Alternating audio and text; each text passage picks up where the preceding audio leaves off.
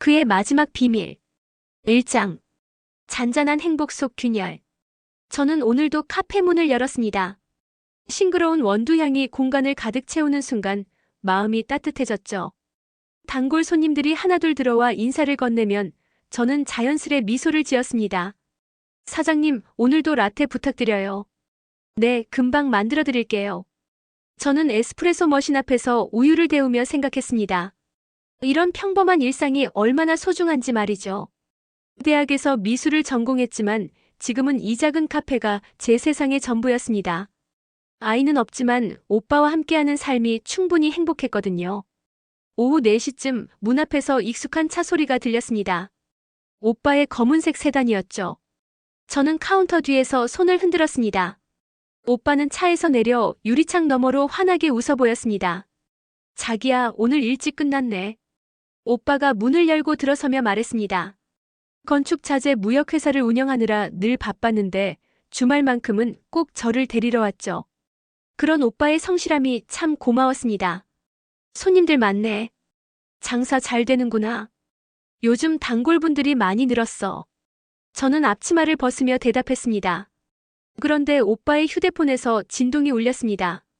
화면에 메시지 알림이 떴죠. 투자 미팅 준비 잘하자. 짧은 메시지였지만 저는 왠지 마음이 불편했습니다. 오빠가 언제부터 투자에 관심을 가졌나 싶었거든요. 하지만 곧바로 그런 생각을 떨쳐냈습니다. 회사 일이겠거니 했죠. 오빠, 투자 관련 일도 하게 된 거야? 아, 그냥 거래처에서 제안해온 건이 있어서. 별거 아니야. 오빠는 대수롭지 않게 대답하며 휴대폰을 주머니에 넣었습니다. 하지만 그때 오빠의 표정이 순간 굳어지는 걸 봤어요. 뭔가 숨기고 있다는 느낌이 들었습니다. 혹시 무슨 문제라도 있어? 아니야, 전혀. 그냥 새로운 사업 기회를 검토하는 정도야. 오빠는 제 어깨를 가볍게 두드렸습니다. 하지만 저는 그의 눈빛에서 평소와 다른 무언가를 느꼈어요. 걱정이 섞인 표정이었달까요? 집으로 가는 차 안에서도 오빠는 계속 휴대폰을 확인했습니다. 신호등에서 멈출 때마다 화면을 들여다보는 모습이 평소와 달랐죠. 저는 조용히 창밖을 바라보며 생각했습니다. 결혼한 지 8년 동안 오빠는 항상 신뢰할 수 있는 사람이었습니다. 성실하고 책임감도 강했죠. 하지만 요즘 들어 뭔가 달라진 것 같았어요. 말수도 줄었고 자주 생각에 잠기는 모습을 보였거든요. 오빠, 혹시 회사에 무슨 일이라도 있어? 왜 그래? 걱정 마. 오빠는 제 손을 잡으며 말했습니다. 따뜻한 손길이었지만 어딘지 떨리는 것 같았어요. 저는 더 이상 묻지 않았습니다. 오빠가 스스로 말하길 기다리기로 했죠. 그날 밤 오빠는 서재에서 늦게까지 일했습니다. 문틈으로 새어나오는 불빛을 보며 저는 잠들었어요. 하지만 마음 한구석에 작은 불안감이 자리 잡았습니다. 마치 폭풍 전의 고요함 같은 느낌이었죠. 2장. 갑작스러운 이별. 그날은 화요일이었습니다. 오빠가 부산 출장을 떠나는 날이었죠. 새벽 6시, 저는 오빠의 아침을 차려주었습니다. 조심히 다녀와. 너무 무리하지 말고. 걱정 마. 이틀이면 돌아올게. 그때까지만 해도 저는 평범한 출장이라고 생각했어요. 설마 그게 마지막 인사가 될 줄은 몰랐죠. 오후 2시쯤 카페에서 일하던 중이었습니다. 갑자기 휴대폰이 울렸어요. 모르는 번호였는데 뭔가 불길한 예감이 들었습니다. 여보세요? 혹시 김민호 씨 부인이십니까?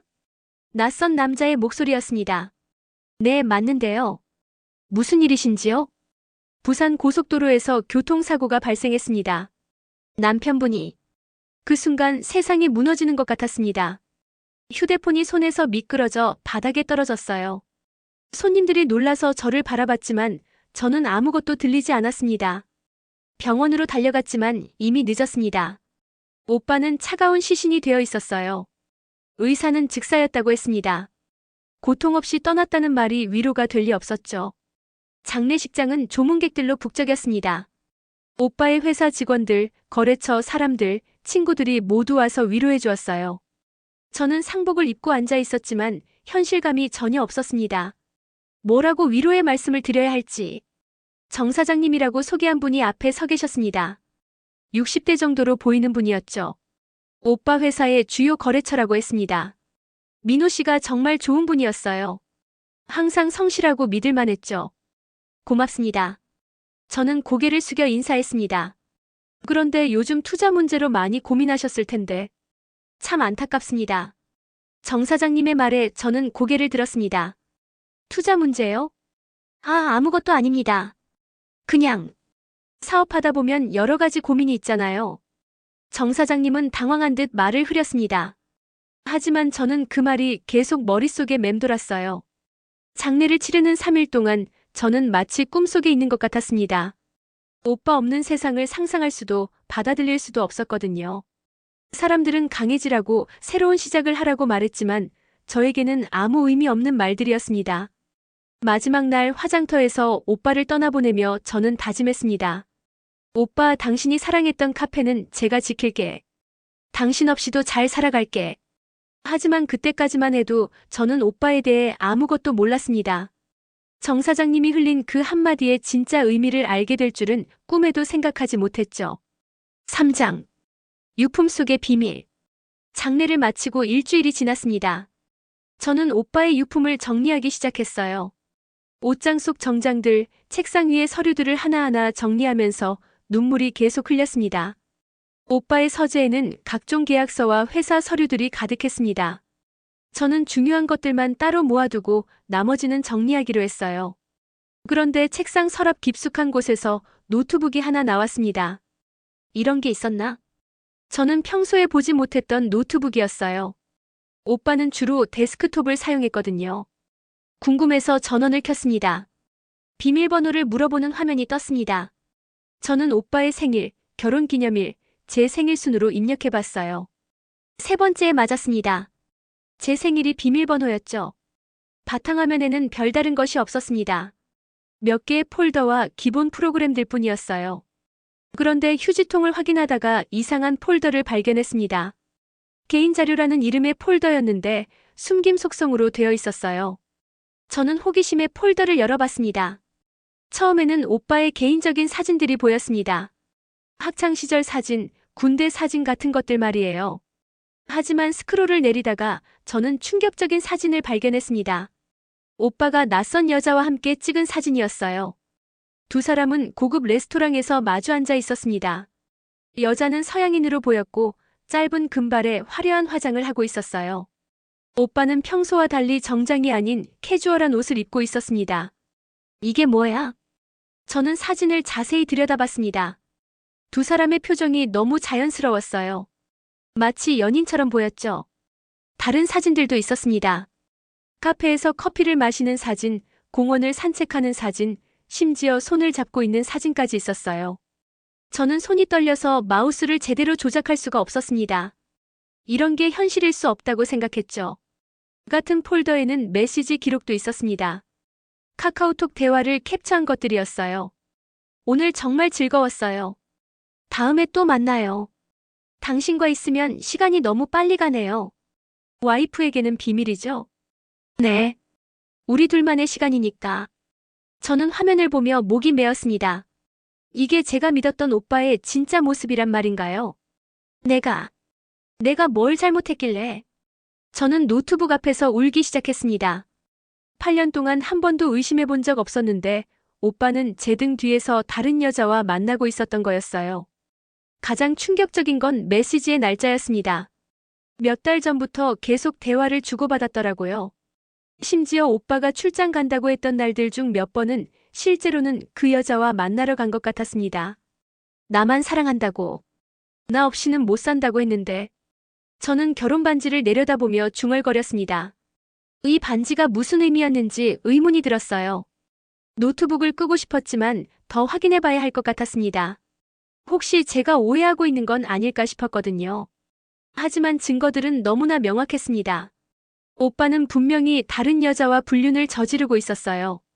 그리고 저는 그 사실을 전혀 모르고 있었던 거였죠. 사장. 불길한 이름. 저는 밤새도록 노트북 앞에 앉아 있었습니다. 더 많은 증거들을 찾아야만 했어요. 아직 믿고 싶지 않았거든요. 메시지 기록을 하나하나 읽어보니 충격적인 내용들이 더 나왔습니다. 투자 건은 어떻게 진행되고 있나요? 조금 더 시간이 필요해요. 아내가 눈치채면 곤란하니까. 걱정 마세요. 제가 도와드릴게요. 투자라는 단어가 계속 나왔어요. 정 사장님이 장례식에서 했던 말이 떠올랐습니다. 오빠가 투자 문제로 고민하고 있었다는 말 말이에요. 그런데 대화 기록 맨 마지막에서 결정적인 단서를 찾았습니다. 제니 씨, 내일 만날 수 있을까? 물론이에요, 민호 오빠. 제니. 저는 그 이름을 보자마자 온몸이 얼어붙었습니다. 제니. 대학 동기 제니 말인가요? 저는 급하게 휴대폰을 꺼내서 SNS를 검색했습니다. 제니의 계정을 찾아야 했어요. 몇 년 만에 보는 제니의 프로필이었습니다. 프로필 사진 속 제니는 여전히 아름다웠어요. 짧은 금발에 밝은 미소를 짓고 있었죠. 소개글을 읽어보니 국제투자 컨설턴트라고 적혀 있었습니다. 예전에 영어 강사로 일했던 제니가 지금은 투자 전문가가 되어 있었어요. 저는 제니의 게시물들을 하나하나 확인해봤습니다. 고급 레스토랑에서의 식사, 해외 출장 사진들, 성공한 비즈니스우먼의 모습이었죠. 그런데 몇 장의 사진을 보다가 저는 깜짝 놀랐습니다. 제니가 찍은 셀카에서 뒤쪽에 남자의 손목이 보였는데 그 손목에 찬 시계가 오빠의 시계였어요. 오빠가 결혼기념일에 제가 선물한 그 시계 말입니다. 이럴 수가. 저는 휴대폰을 떨어뜨릴 뻔했습니다. 대학 시절 제니를 떠올려 봤어요.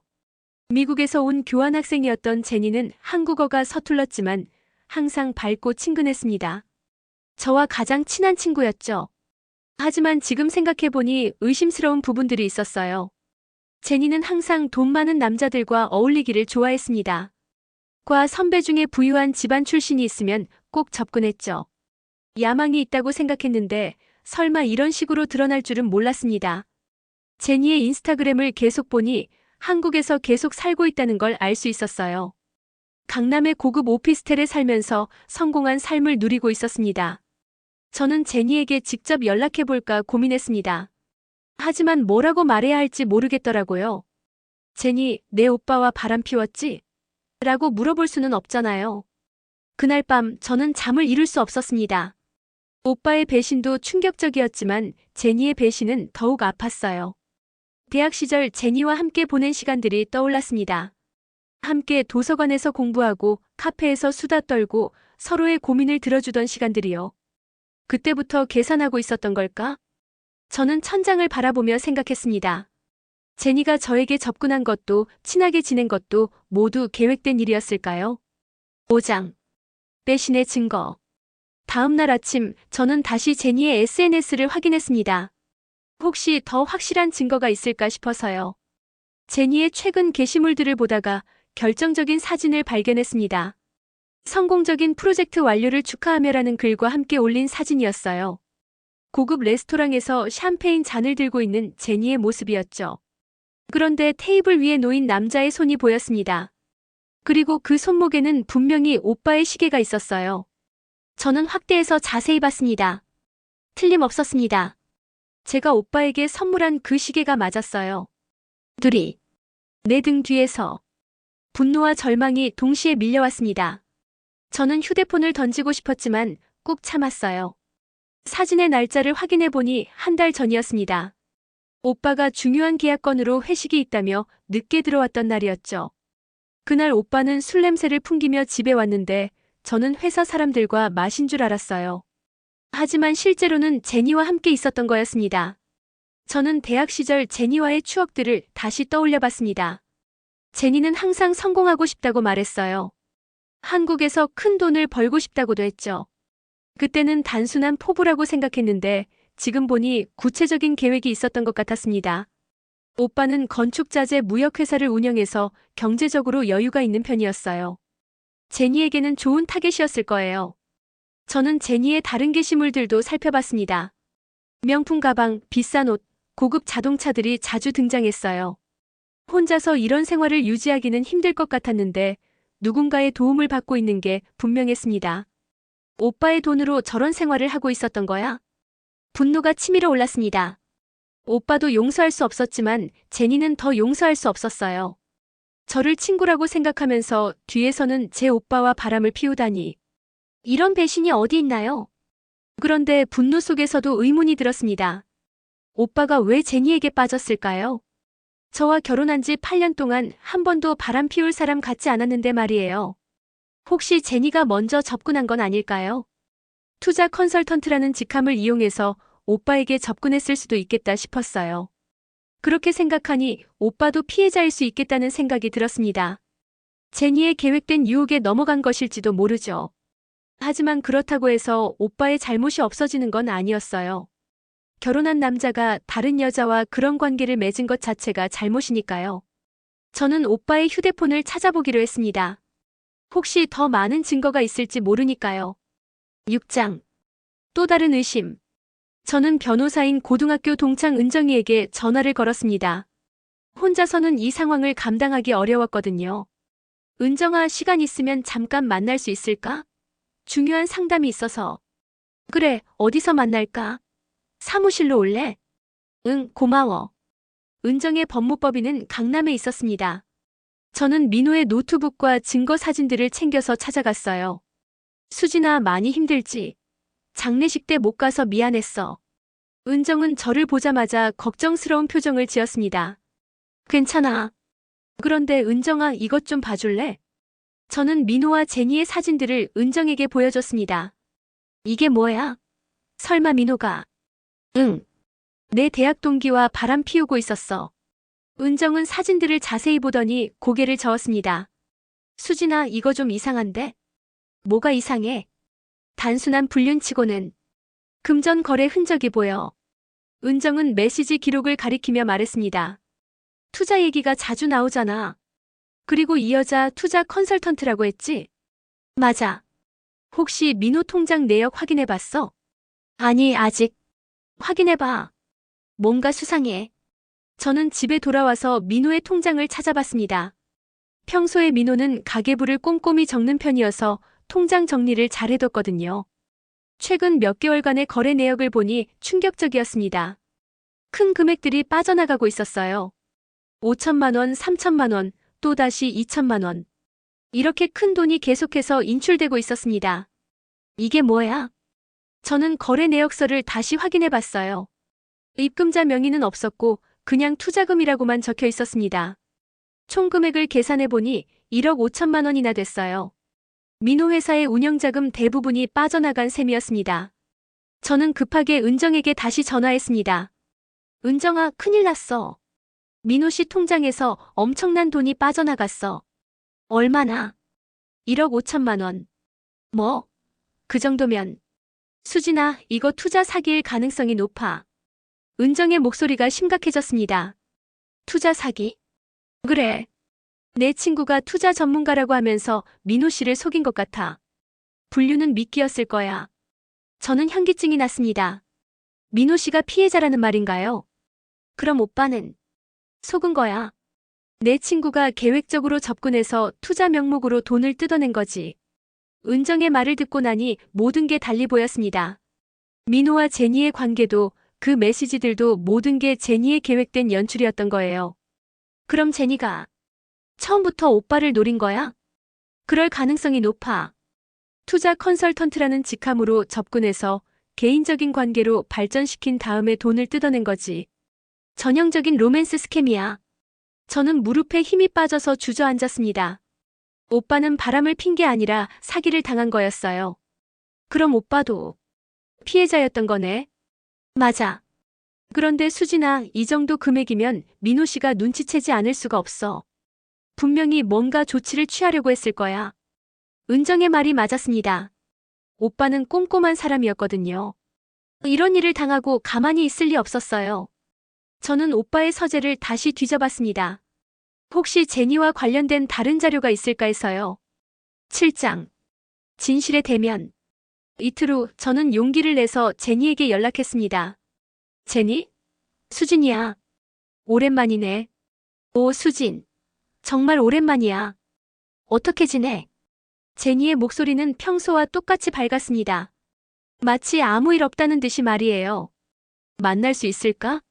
할 얘기가 있어서. 그래. 좋아. 어디서 만날까? 강남 카페 어때? 내가 자주 가는 곳으로. 오케이. 이시해보자. 저는 제니를 만나기 전에 은정과 함께 계획을 세웠습니다.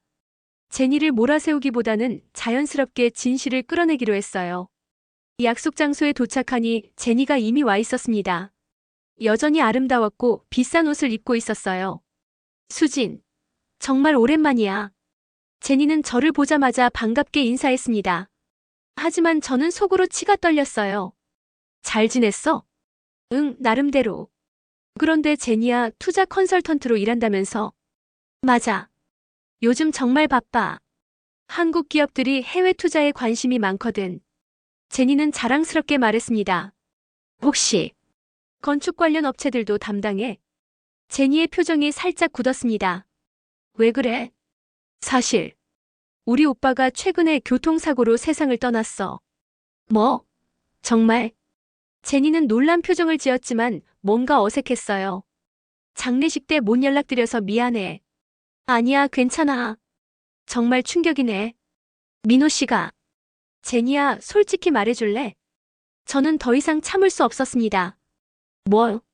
내가 우리 오빠랑 무슨 관계였는지 말해. 제니의 얼굴이 창백해졌습니다. 무슨 말이야? 다 알고 있어.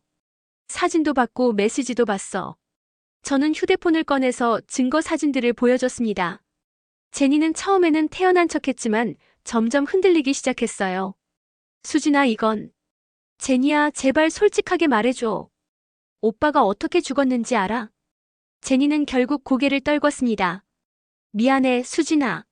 뭐가 미안해? 정확히 뭘 했는지 말해봐. 그래. 민호 씨는 나를 믿었어. 투자 전문가라고 속였거든. 제니의 목소리가 떨렸습니다. 처음에는 정말 투자 상담만 해주려고 했어. 하지만, 돈이 너무 필요했어. 한국에서 성공하려면 큰 돈이 있어야 했거든. 저는 주먹을 꽉 쥐었습니다. 그래서 오빠를 속인 거야?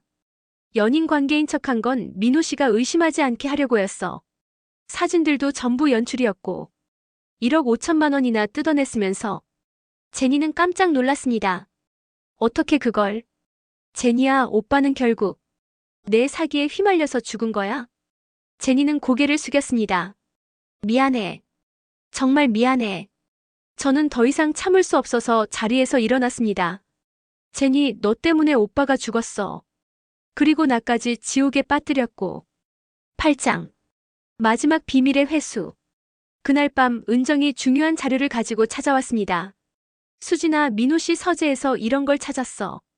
은정이 보여준 건 법률 상담 신청서와 고발장 초안이었습니다. 이게 뭐야? 민호 씨가 제니의 사기를 눈치채고 법적 대응을 준비하고 있었던 거야. 저는 서류를 자세히 읽어봤습니다. 오빠는 제니가 가짜 투자처를 만들어서 자신을 속였다는 것을 알아냈더라고요. 그럼 오빠는 모든 걸 알고 있었던 거네? 맞아. 그리고 돈을 되찾으려고 했던 것 같아. 서류 끝부분에는 오빠의 메모가 있었습니다. 수진에게는 알리지 말 것. 모든 걸 해결한 후에 사과하자. 저는 눈물이 쏟아졌습니다. 민호는 끝까지 저를 지키려고 했던 거였어요. 그런데 민호 씨가 부산 출장을 간 이유가 뭘까? 은정이 물어봤습니다. 저는 오빠의 휴대폰 기록을 다시 확인해 봤어요. 부산에 있는 법무법인과 연락을 주고받은 기록이 있었습니다. 제니를 고발하러 간 거구나. 맞는 것 같아. 그런데 가는 길에 사고를 당한 거지. 저는 모든 진실을 깨달았습니다. 오빠는 제니에게 속았지만 결국 진실을 알아냈어요. 그리고 저에게 피해가 가지 않게 혼자서 해결하려고 했던 거였죠. 은정아, 제니를 고발할 수 있을까? 당연하지. 이 정도면 사기죄로 충분해. 저는 결심했습니다. 민호의 명예를 지키고 제니의 사기 행각을 세상에 알리기로 했어요. 다음 날 저는 제니를 다시 만났습니다. 제니, 마지막으로 한 가지만 물어볼게. 뭐야? 오빠가 내 정체를 알아챘다는 거 알고 있었지? 제니는 대답하지 않았습니다.